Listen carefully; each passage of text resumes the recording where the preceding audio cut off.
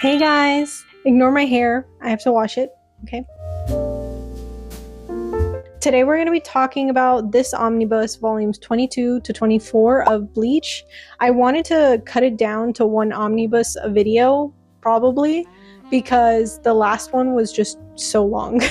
I also wrote notes beforehand because last time I just went into it with no plan, just turned on the camera, and 40 minutes later, or not even 2 hours later, I cut it down to 40 minutes. So I'm not doing that again. I'm not sure if you watched my last video talking about this, but we're going to pick up where we left off. That's where the volume starts as well. So we start with Ishin, I think is how you say his name, Kurosaki, Ichigo's dad, being revealed to be super cool, basically. A very powerful Soul Reaper. Can we talk about, and forgive me if this makes no sense in the context of the rest of the series, because I don't really remember too much of what I watched when I was younger, but can we talk about how much happens where Ishin could have helped? Like, his son almost died multiple times and he didn't help. Not criticizing him, because I love him. He's a great character. He's so funny. He's a great part of the series. No negativity towards his way, just a question. What was he doing?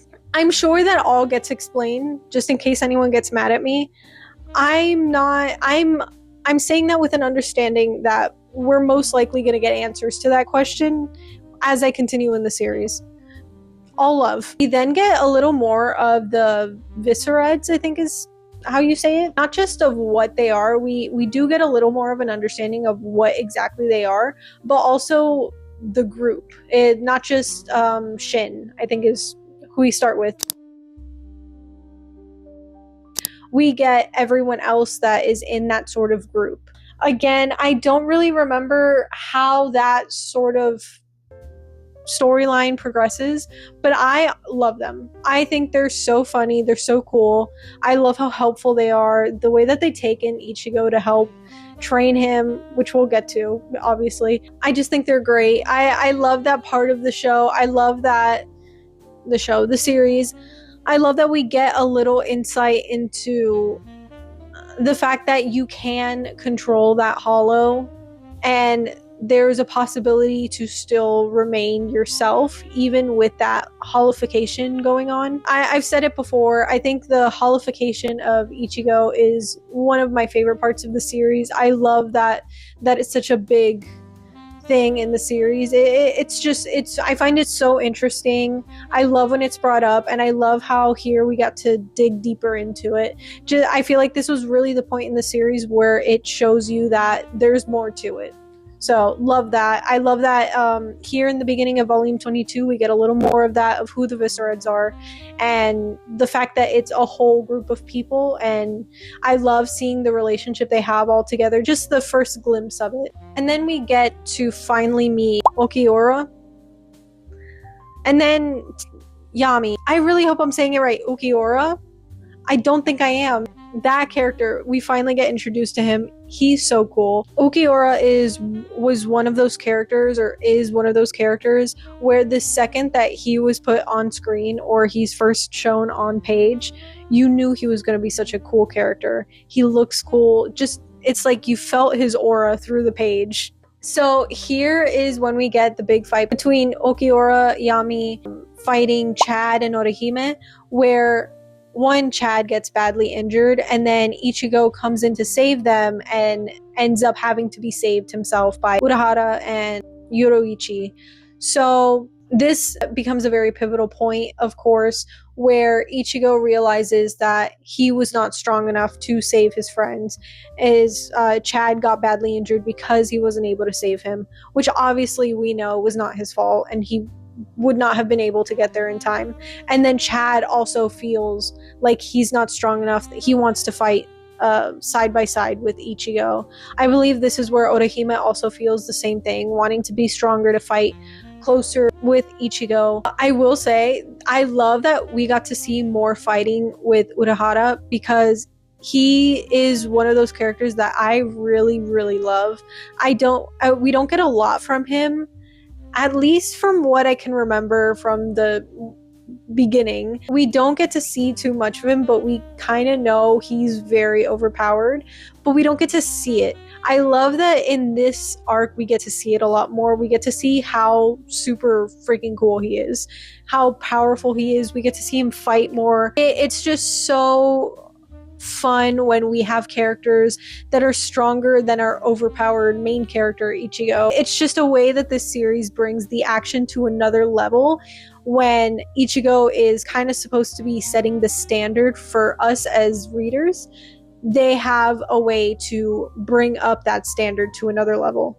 I don't know if I'm explaining that right. That's just kind of how I feel about that sort of dynamic in a series. Like I said, this is kind of where Ichigo gets this insecurity of not being able to protect his friends and not being strong enough. And we see it start to affect him in actual fights. This also brings up I can't remember if it's now or no, it's when he's talking to Shin the first time that he finds out that there's the consequence of the hollow taking over his soul as he continues to be overpowered by it.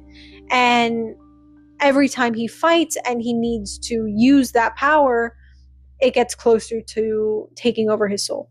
I mean, I'm assuming if you're watching this whole video, you have read all of this because this is all spoilers, but just talking for the sake of talking. We see that fear of the hollow taking over him start to really affect him here, and being not just scared of that, but also being scared to not be strong enough to fight his opponent. Most importantly, though, we get all these captains and assistant captains in the world of the living going to school at Ichigo's school. I love this part so much. I vividly remember the intro to this arc or season. They have all these characters in the school uniform. So I remember seeing the intro before you get this reveal and just being I was like, please tell me that means they're coming to the world of the living now, because Ichigo and all his friends just went to the Soul Society. Please tell me these people are coming to the world of the living. I would love that. And then they did, and I remember I was so happy.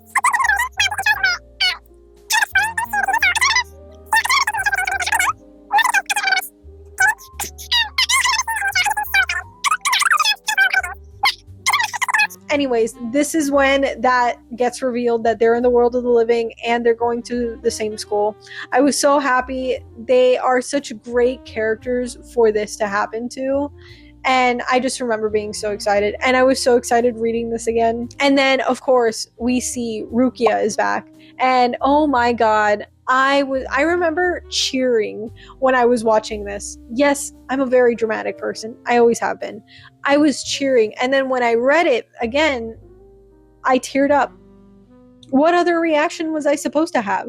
This is also around the time where it starts, where Orihime is starting to feel jealous of Rukia and Ichigo's relationship with each other and the connection they have and the way that they are able to understand each other. I do like how they did this, where Orihime is still not like petty with Rukia. Like, she still clearly likes Rukia and enjoys her company, and this doesn't affect that. So I did really like that. I remember when I first encountered this little side plot, I was scared that now Orihime and Rukia were going to have problems with each other, or Orihime was going to become a character where she's just mean and this was like her villain origin story. I remember being so scared that was going to happen, because I would not have liked that. And the complete opposite happened. Really, it was a very healthy way of dealing with this. I don't know if anything in this is healthy, but it definitely wasn't a toxic way of dealing with this, and I really enjoyed that. It made Orihime such a more rounded character for me, and it made me just like her even more. And then Rukia too, the friendship that they end up having during this time, I love seeing them interact and seeing that they still had a good friendship and see it develop more even. So it's a small part, but I really love that. So then this volume ends with us finally seeing Aizen again in Waco Mundo. And volume 23 starts with us in Waco Mundo, and we finally meet for the first time Grimmjow. Another super cool character, another character I loved when I was younger. We meet him finally, and we see his interest in fighting Ichigo start.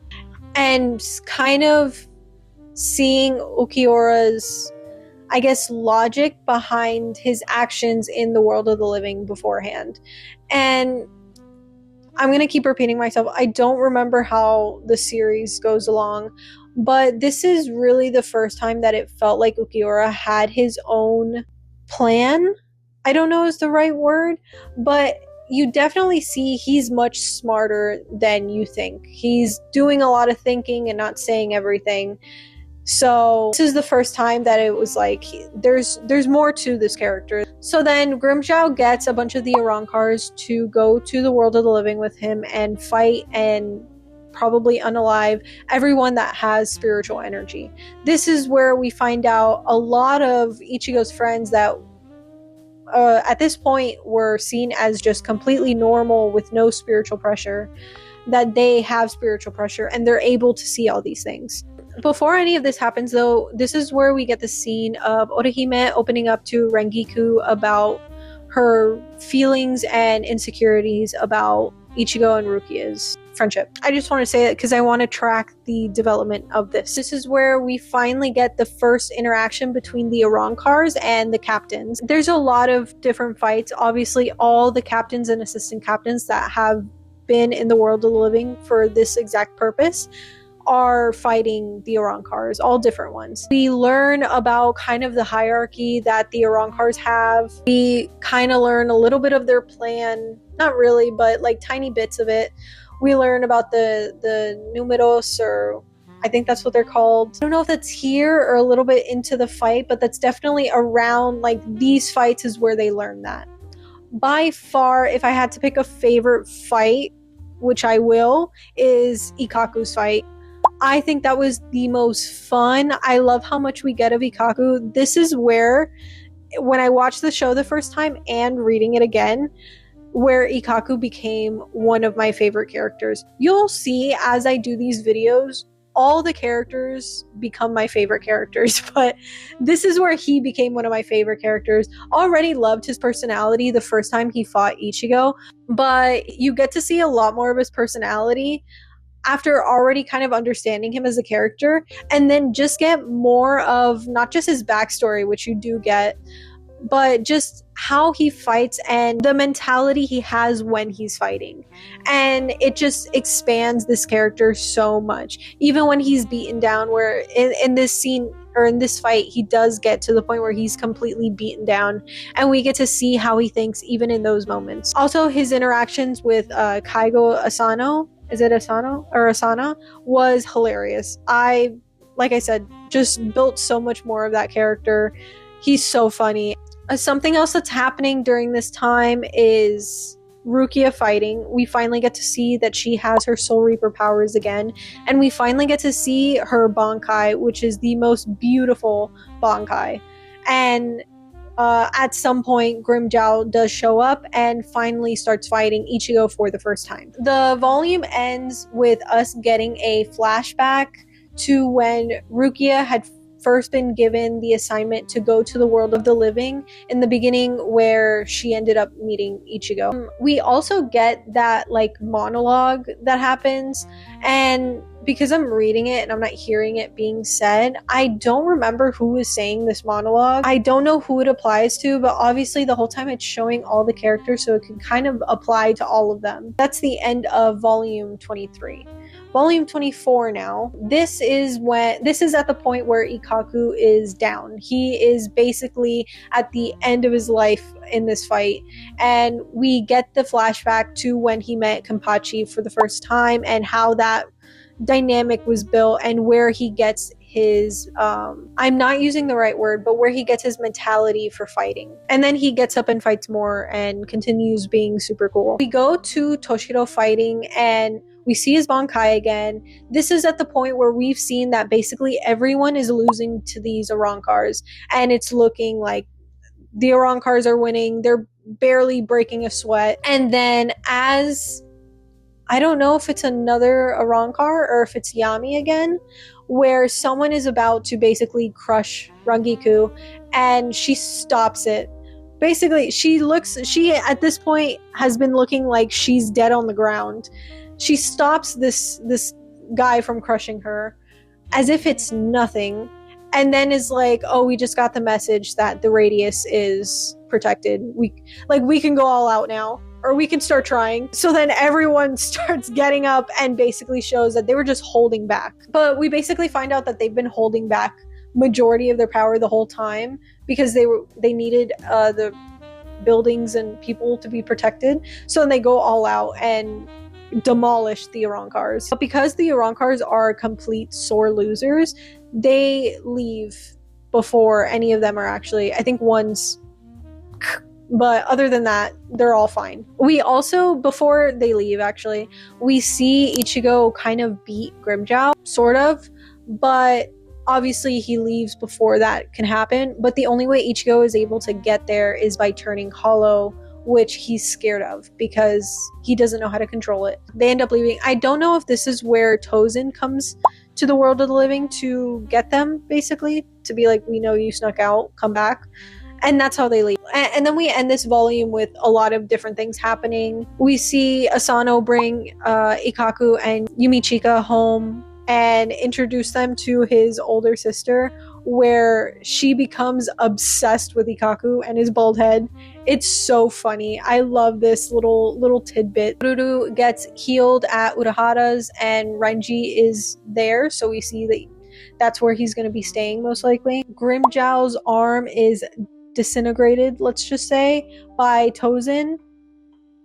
I remember seeing that for this first time. Crazy. We see Uryu has been training with his dad to try and get his Quincy powers back. Chad goes to Urahara to ask for training to get stronger, basically, to get strong enough to fight the enemies that they have now. Ichigo finally goes to the Viscerids to ask for help in controlling his hollow. And this is where the volume ends.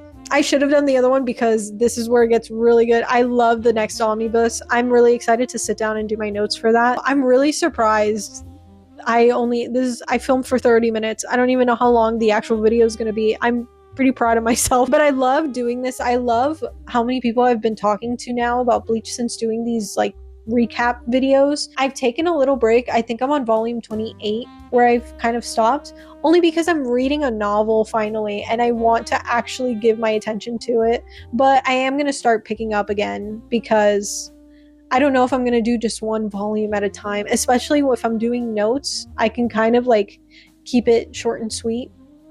Well, as short as I can. I never know if I'm going to ramble. Once again, I wrote down something to say at the end and it's on my phone. I thought I had it in my notes on this phone and I don't. I have it on that phone. So you're going to just get me rambling again to try and end the video. Thank you guys so much for watching this. I've been enjoying this so much. I hope you guys enjoyed this. If you did, let me know. If you didn't, give me some pointers and subscribe. Hopefully I continue doing this. I want to do like 1 to 2 omnibus a video.